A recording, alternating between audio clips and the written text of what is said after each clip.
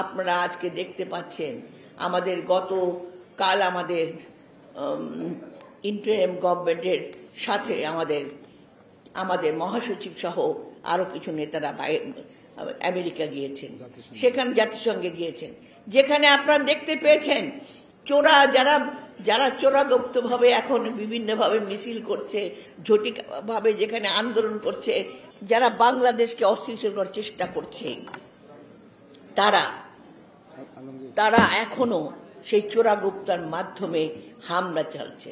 এমনকি বিদেশে নিজের দেশের সম্মান ক্ষুণ্ণ করে চোরাগুপ্তা হামলা দিয়ে তারা চেষ্টা করছে তাদের কলঙ্কিত অধ্যায়টা আরেকবার পরিষ্কার করতে, আরেকবার জনগণের সামনে নিয়ে যেতে।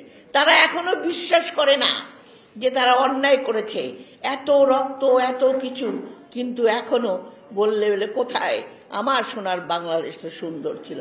আজকে আপনারা দেখেছেন আমাদের যে তখনকার প্রধানমন্ত্রী, যিনি আজকে বিদেশে অবস্থান করছেন, তিনি আজকে ভারতে বসে এদেশের পিছনে নানা রকম ঝামেলা করছে, নানা রকম চক্রান্ত করার চেষ্টা করছে। তাই আজকে আমাদেরকে বলতে হবে, আমাদেরকে বুঝতে হবে, জনগণকে আমাদেরকে বুঝাতে হবে। আমরা বিশেষ করে বিএনপি সারা জীবন গণতন্ত্রের জন্য লড়াই করেছে, যে বিএনপির প্রতিষ্ঠাতা শহীদ প্রেসিডেন্ট জিয়াউর রহমান, যিনি ঠিক এই রকম ভাবে যে দুঃশাসন আমাদের ছিল, যে ফ্যাসিস্ট সরকাররা যখন আমাদের বাংলাদেশের জনগণ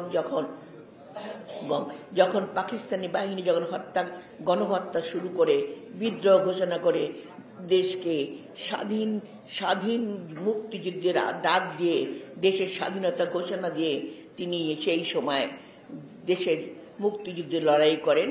আমাদের শহীদ প্রেসিডেন্ট জিয়াউর রহমান সেই সময় দেশ স্বাধীন করেছিলেন। শুধুমাত্র দেশ স্বাধীন করে তিনি ব্যারাকে ফিরে গিয়েছিলেন। তারপর কি হয়েছিল আপনারা সব ভালো করে জানেন। এই যে আওয়ামী দোসর যারা সেই সময় ক্ষমতা এসে দেশে অরাজকতা সৃষ্টি করে, বাকশাল সৃষ্টি করে, গণতন্ত্র ধ্বংস করে, মানুষের উপর নিপীড়ন করে বাংলাদেশকে শেষ করে দিয়েছিল। সেই সময় বাংলাদেশের সিপাহী জনতা আবারও শহীদ প্রেসিডেন্ট জিয়াউর রহমানকে ক্ষমতা নিয়ে আসার পরে তিনি মাত্র 3.5 বছরের মধ্যে বহুদলীয় গণতন্ত্র প্রতিষ্ঠা শুধু করেননি, বাংলাদেশকে একটি আত্মমর্যাদা জাতি হিসেবে তিনি বিশ্বের বুকে পরিচিত করিয়েছিলেন। সেই জন্য তাকে ষড়যন্ত্রের শিকার হয়ে দেশ থেকে মৃত্যুর বুকে ঢলে পড়তে হয়েছিল, তাকে হত্যা করা হয়েছিল। এবং এরপরে দেশনেত্রী বেগম খালেদা জিয়া 9.5 বছর ফ্যাসিস্ট সরকার, স্বৈরাচার সরকারের বিরুদ্ধে গ্রামে গঞ্জে হেঁটে আবারও গণতন্ত্র প্রতিষ্ঠা করেন। তাই গণতন্ত্র রক্ষা করা হলো, রক্ষার কবচ একমাত্র বিএনপি গণতন্ত্র রক্ষা করে।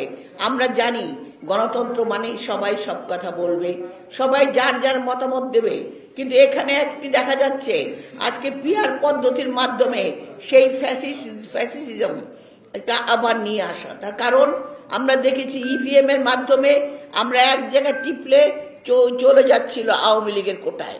এইভাবে তারা ভোটের সিস্টেম করেছিল একবার, কিন্তু তারা পারেনি। আজকে পিআর সিস্টেমটা কি? পিআর সিস্টেম তো আমিও বুঝি না, বাংলাদেশের জনগণ বোঝে কিনা আমি জানি না।